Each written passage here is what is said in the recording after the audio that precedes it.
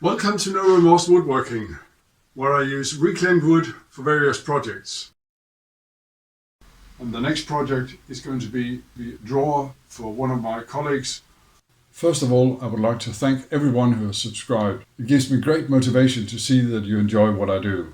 If you haven't already subscribed, please do so right away. It only takes a click of a button. Subscribing is free. That is because I'm not monetized and I have no wish to be. I make these videos because I think it is fun and I hope they will entertain you and inspire you. Where I work, we discard a lot of wood every day. I think it's a shame to let all of it go to waste, so I've asked permission to take home the pieces I want. This allows me to be selective, but it still means taking pallets apart and removing a lot of nails before I can start using the wood for my projects. And the next project is going to be the drawer for one of my colleagues. She wants a drawer on top of her work table. She's got a small pallet and she wants a drawer under that. I've selected some reclaimed boards. They are fairly thick and they're not very even. I'll plane one side of them nice and flat and then resaw to a more appropriate thickness. The box is going to be 60 by 60 centimeters and it can be a maximum of 11.5 centimeters tall. So these boards, they're about 10.5 centimeters, and I'll simply put a plywood bottom directly underneath. I'm not going to recess the bottom. It only takes a few passes to make one side nice and flat. I'm not going to worry about the other side yet because I'm going to resaw. On the table saw, I've set the fence at about 1.2 centimeters. That should give me a final thickness of about 1 centimeter. It doesn't really matter. And I've set the blade height to a little more than 5 centimeters. That should be halfway through the boards. The reason I'm resawing is not so much to be frugal. I've just emptied my dust collection and I don't want to fill it with planer chips simply by planing these 4 boards down to thickness. But now it's back to the planer and plane the cut surface to a nice and smooth finish. And I've jointed the sides using my planer. I don't want to show that because it's a very unsafe method. I don't want to promote that, but it's the only method I have. Now I need to cut them to length.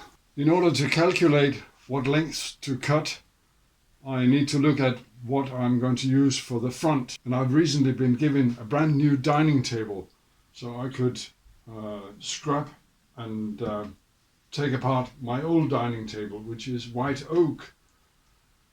And because it's got some cracks in the surface and things, I can't use the entire panel, but I can cut strips off it. And I'll cut a strip of 11.5 centimeters for the front of the box. And the thickness of that I'll need to subtract from the depth of the box. And no, it wasn't pinching the blade, but it was catching on these remnants of some blocks underneath the tabletop. It's fairly straightforward. I'm going to use box joints in these 2 corners, and in these 2 I'm going to put in a small block to give me some more glue surface. From here to here is to be 60 centimeters. So all I need to do is subtract the thickness of this from 60 centimeters, and that gives me the length of the sides. And to err on the safe side, I'm going to call it 2 centimeters. While I make the cuts, you might consider subscribing to my channel. Although I'm not monetized, your subscriptions are what motivates me to make these videos. Simply because it's the only way I can measure if you, the viewer, enjoy what I do. Remember that I cut and planed 4 boards. I'm not going to cut the last one to length yet because I'm going to use it as a divider in the box, and I'll cut it to the exact length, that is the width of the box inside. One thing that can be quite important is to mark which board goes where once I start cutting the finger joints. But now it's time to bring out the box joint jig. I have a separate video on that and I'll leave a link to it in the description.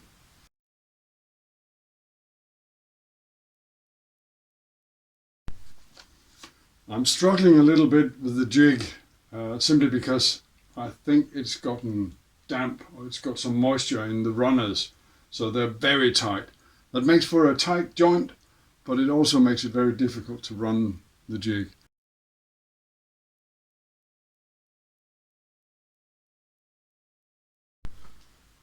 Because I was filming this, I didn't really have the chance to check what I was doing, and I had a few gaps in the cuts. I'm simply going to clean this up with a chisel. Straight off the jig, the joint goes together very well. In fact, so well there's no room for glue, so I may have to sand just a little bit. But now I can take the last measurement I need.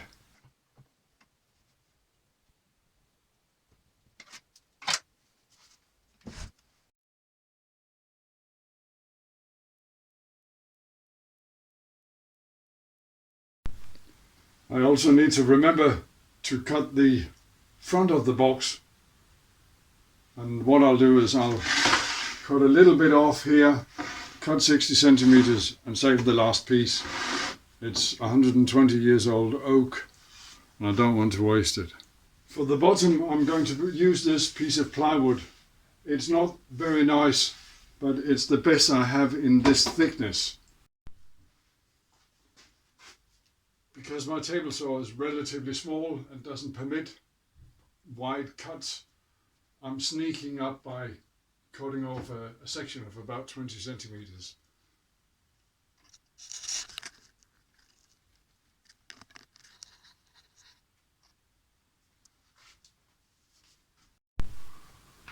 Doing a test assembly simply to see if I run into any problems, and I can already see one of them. The plywood I'm using is not the flattest. I can probably squeeze everything together, but there may be some tension inside it that will give me problems. So rather than that, I'm simply going to trim a couple of millimeters off all the internal components of the box. I keep calling it a box, it's a drawer. Now is also as good a time as any to sand at least the insides of the box. You may notice that my bottom piece is a little bit too big. I'm simply going to flush trim that later with either a handheld router or my router table. Rather than running the risk of screwing everything up by trying to glue everything in one go, I'm going to glue the finger joints using the cross brace to keep everything square. Leave that to set and come back and attach the bottom, the front and the internal compartments. I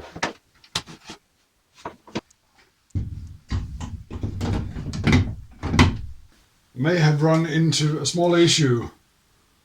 When I measure my box, including the bottom, I've got 11 centimeters, and I had the opportunity to remeasure where it's going, and it's only 11.2 in height.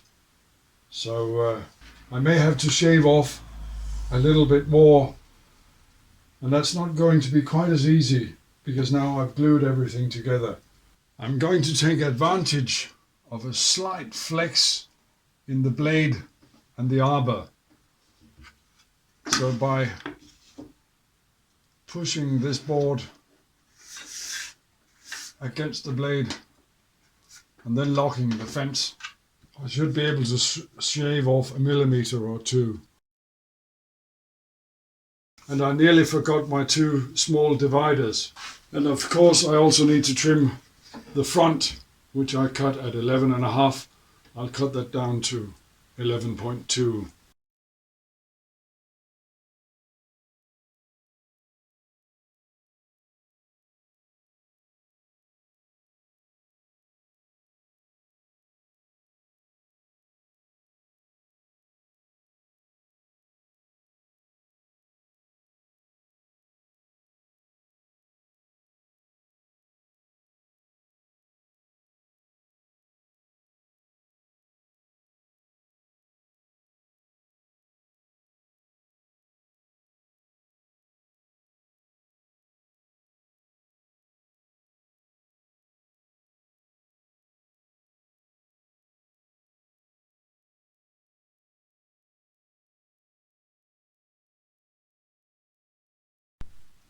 Now I just need to clean up a little bit of squeeze out.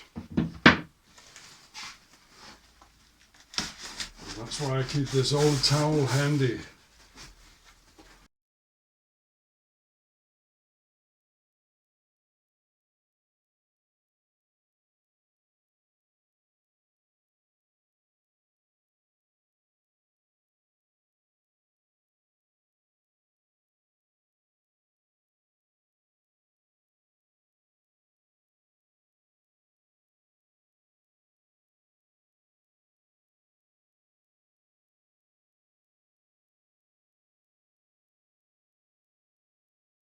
Previously, when I've made boxes like this, I've made the mistake of attaching the box to the bottom and then tried to get the front to sit flush with the bottom. This time round, I'm going to attach the front to the bottom, and to avoid any small gaps, I'll be using some construction adhesive. I've put everything up on my rails. This allows me to clamp from underneath, and it gives me room to use my pin nailer.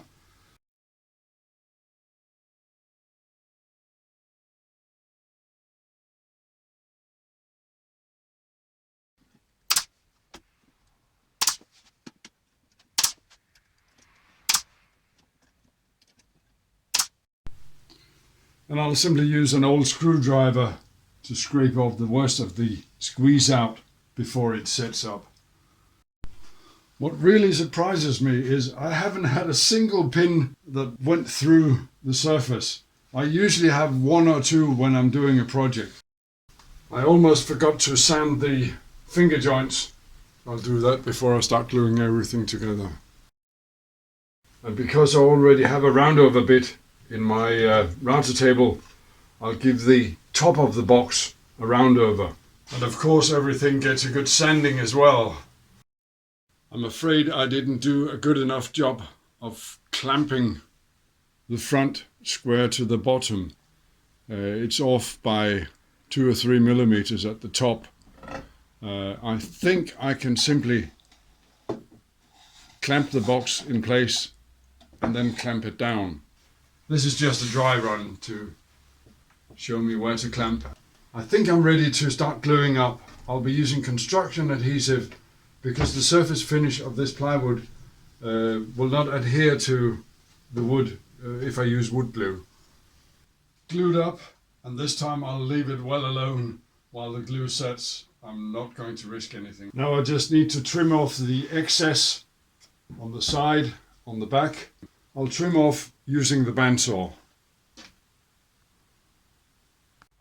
I'm not actually using the fence to cut along, it's just to stop me wandering too far. Except for this part, I actually got pretty close to where I wanted to be. I'll still flush trim because I need to trim the last side.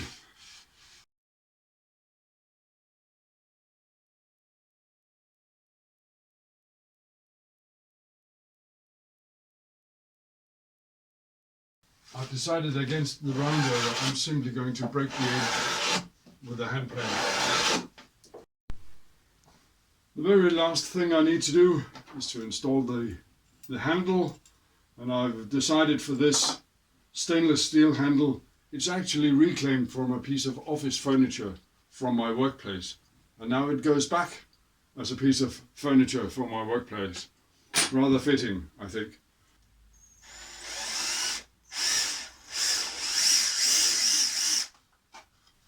Because this is a reclaimed piece of tabletop, I've run into this old screw hole, and it's actually exactly where I want to put my handle. I only drilled the one hole because I thought it might be a possibility of hitting that screw hole. Now I can mount the handle and get everything straight and level before I drill the second hole.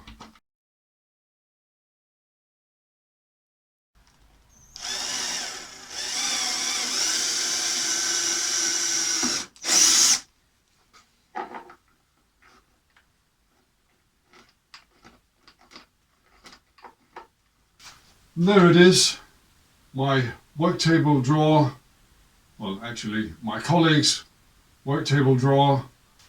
Thank you very much for watching. I hope you've enjoyed this video. If you have, please leave a like and subscribe. Remember to hit the bell button to get notification when I upload new videos. Thank you very much.